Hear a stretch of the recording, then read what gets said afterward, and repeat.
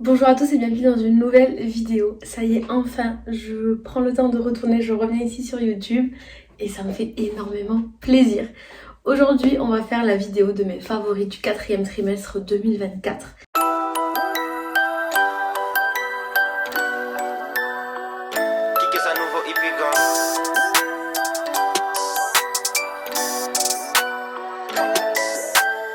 J'avais très envie de faire des vidéos favoris. C'est des vidéos moi que j'aime énormément faire, que j'aime bien regarder.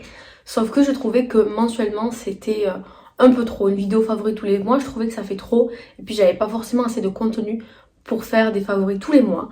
Donc j'ai trouvé le compromis de le faire par trimestre. Donc tous les 3 mois, je vais vous parler de mes favoris de ces derniers mois. Classés par catégorie. Là j'ai catégorie salle de bain, livre, film, musique et moments. Donc il y aura ces catégories tous les mois.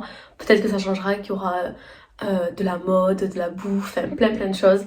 En tout cas là, c'est les catégories pour ce mois-ci. Et on commence tout de suite avec, dans ma salle de bain, j'ai 2 favoris. Le premier, c'est un gommage à la noix de coco de la marque Sian. Je crois que ce produit est en train de devenir mon gommage préféré de tous les temps. J'ai rarement eu un gommage aussi bien où à chaque fois que je l'ouvrais, à chaque fois que je m'en servais, j'étais subjuguée en fait par le produit tout simplement. Qu'est-ce qui fait que j'aime ce gommage? Déjà c'est les grains, ils sont gros et moi je préfère les gros grains aux petits grains, on a l'impression que ça gomme rien.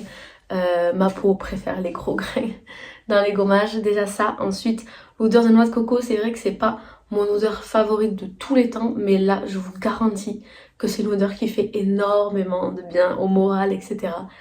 Et enfin la troisième chose, c'est le fait que ce soit un gommage hydratant qui hydrate vraiment. C'est-à-dire que sous la douche, petit gommage, on rince tout comme il faut, sortir de la douche, les jambes, j'ai le corps mais hydraté, sans forcément faire une pellicule de gras, mais vraiment hydraté, genre on sait que c'est hydraté quoi, comme si on venait mettre de la crème. Et ben c'est la même sensation. Et moi je fais mes gommages le soir avant d'aller au lit. Le lendemain matin, je vous garantis que j'ai encore la peau hydratée. Et ça c'est un gros plus. Ce qui fait que pour l'instant c'est mon gommage favori de tous les temps. Deuxième favori dans la salle de bain, et on est là aussi sur quelque chose d'hydratant, c'est les baumes à lèvres de chez Yves Rocher. Je vous en ai déjà parlé, mais tous les ans pour les collections de Noël, ils sortent 2 parfums et j'achète les 2 tous les ans. Et là, cette année, avant d'utiliser ceux que j'ai achetés de la collection de Noël, j'ai préféré terminer ceux que j'avais des collections d'avant, où il en restait des fois la moitié ou un petit peu. Bref, j'ai préféré terminer ceux-là. Vous le verrez dans ma vidéo produit terminée que je vais tourner dans les jours qui suivent. Mais j'en ai terminé énormément au cours de ce dernier trimestre. Et ce sont des produits vraiment très efficaces. J'avais les lèvres défoncées, ils me les ont tout simplement réparées. J'en mettais tout le temps, je l'avais tout le temps dans ma poche. D'ailleurs, j'ai tout le temps un baume à lèvres dans ma poche. Là, c'est pas un Yves Rocher, mais la preuve est que j'ai encore un baume à lèvres dans ma poche. Bref, c'est des produits que j'affectionne particulièrement et je sais que je continuerai d'acheter les baumes à lèvres Yves Rocher, des collections de Noël pendant encore longtemps. Ensuite, en termes de livres, j'ai eu 3 favoris au cours de ces 3 derniers mois. Le premier, c'est un livre audio. Il s'agit de The Perfect Match de Lily Mars. J'avais entendu parler de ce livre pendant vraiment très longtemps, sans jamais vouloir me lancer dedans. Et puis quand j'ai vu qu'il était dans la sélection des livres audio, je me suis dit que c'était le bon moment pour l'écouter. Et franchement, j'ai été étonnamment surprise par ce livre audio. Je ne savais pas trop à quoi m'attendre. C'est vrai que moi, je lis ce genre de livre sans forcément découvrir le résumé avant. Et je m'attendais vraiment à une histoire d'amour un peu banale, comme on entend parler un peu partout, avec des effets de domination, machin et tout. Pas du tout. Là, on est vraiment dans un monde un peu futuriste. C'est dans les années je ne sais combien, 2000 ou 3000, je ne sais combien. Et en fait, c'est un monde où l'amour est dirigé par des tests. Et ils ont des tests pairs, donc entre 2 personnes, pour voir qui est compatible avec qui et qui va faire sa vie avec qui, et il faut avoir un certain taux de compatibilité pour se mettre l'un avec l'autre. Et je vous en ai parlé dans une vidéo bilan lecture, donc peut-être que là ça fait un petit moment que je l'ai lu, donc peut-être que vous aurez plus de détails dans cette vidéo que je vous mettrai en barre d'infos. Mais en gros, ce qui se passe ici, c'est que le personnage principal, Elliot, est amoureuse d'un garçon depuis des années et leur test pair montre qu'ils ne seront pas compatibles, mais que celle-ci, Elliot, est compatible à 99, quasiment un truc comme ça, 99% avec un autre garçon. Je vous spoil pas. Je vous spoil pas, que j'en dis pas plus, mais c'était pas la personne du tout à laquelle elle pensait. Bref, j'ai adoré. J'ai adoré. Voilà. Et là, je viens juste de commencer en audio le tome 2 de cette saga en 2 tomes. Voilà. Les 2 autres livres dont je vais vous parler ici, je vous en ai déjà parlé dans des vidéos aussi, bilan lecture que je vous mets en barre d'infos. Et c'est un doublé de livres qui m'ont fait avoir énormément d'émotions. Le premier, c'est La dernière allumette de Marie Vareille, qui m'a émue aux larmes. Et le deuxième, c'est De tes nouvelles de Agnès Ledig, qui m'a également émue aux larmes. Pour le premier, La dernière allumette, c'est le premier roman que je découvrais de Marie Vareille. Et franchement, je suis pas déçue. Du coup, j'ai ajouté d'autres romans de cette autrice dans ma pile à lire. Vraiment étonnant. Et pour cette histoire, en fait, pour simplifier, parce que pareil, je vous en ai déjà parlé dans une vidéo, si vous voulez plus de détails, allez la voir. Mais en gros, c'est un livre qui traite de sujets vraiment très importants, tels que les violences conjugales et les violences au sein d'une famille, tout simplement, de parents envers les enfants, ou de mari envers femme, ou inversement aussi de femme envers mari. Et c'est tourné de manière assez poétique, assez belle, tout en laissant en fait le côté très sérieux au sujet. Et c'est ça que j'ai aimé avec ce livre.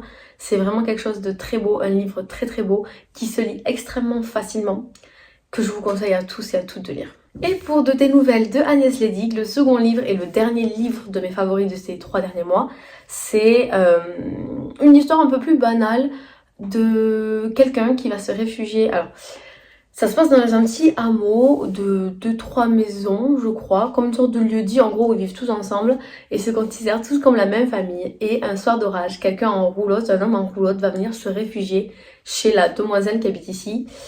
Et on comprend qu'il y a une histoire qui s'est passée entre deux, mais celui-ci repart avec sa fille et ils reviennent quelques mois plus tard pour possiblement rester définitivement ici dans ce petit coin de paradis. Et donc il y a toute cette histoire d'adaptation de la vie nomade à la vie sédentaire. Il y a l'adaptation aussi de vivre avec sa fille, de ne plus être seule à 100% avec sa fille. Il y a plein d'histoires autour de ces personnages que j'ai trouvé très très beaux. Et la fin reste très belle, même si je vous dis pas trop pourquoi, mais j'en ai pleuré. Vraiment, il y a un moment dans le livre, ils nous font passer par des émotions. Bref, j'ai adoré cette lecture également. Ensuite, on passe à la catégorie film. J'ai mis une seule chose dans mes favoris de ce mois-ci.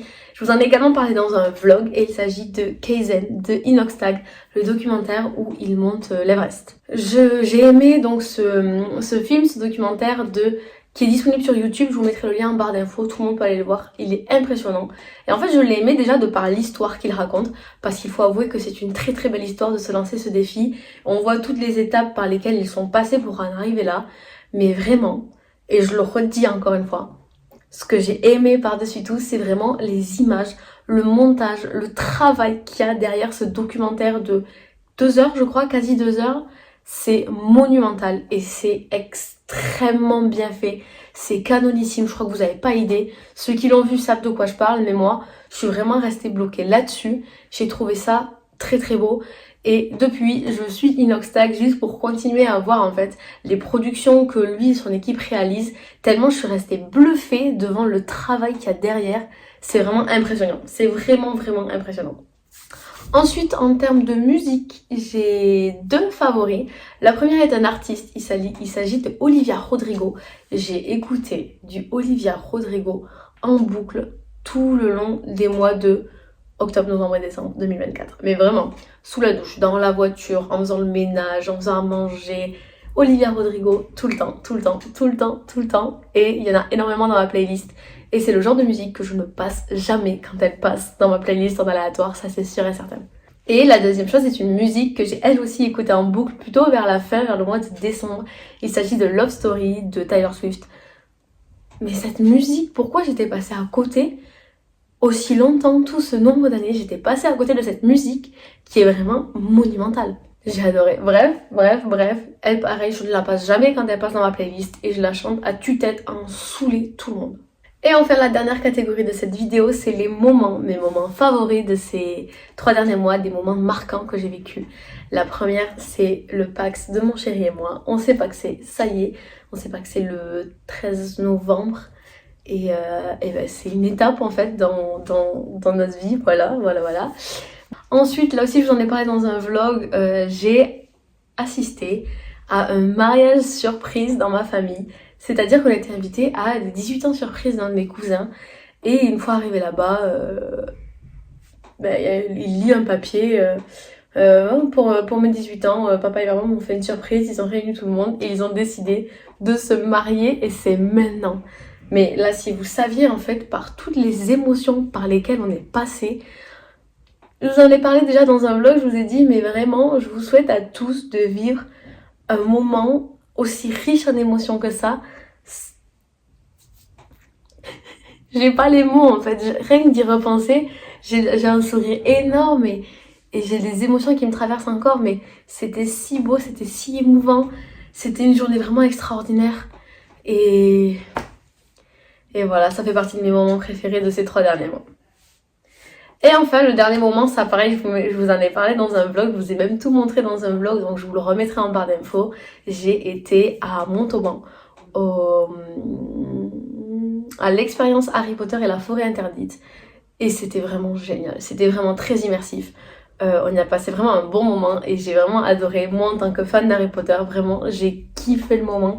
Et si demain on me dit viens on y retourne, bah j'y retourne sans hésiter. C'était vraiment tellement bien que j'ai adoré et je sais que tous ceux qui l'ont fait pensent comme moi et ont kiffé le moment et c'est vraiment l'essentiel. C'était un truc de par jour. Franchement, je suis trop heureuse et trop privilégiée qui se soit passé vraiment pas très loin de chez moi. Donc franchement, il faut vivre pour des moments comme ça en fait. C'est tellement bien.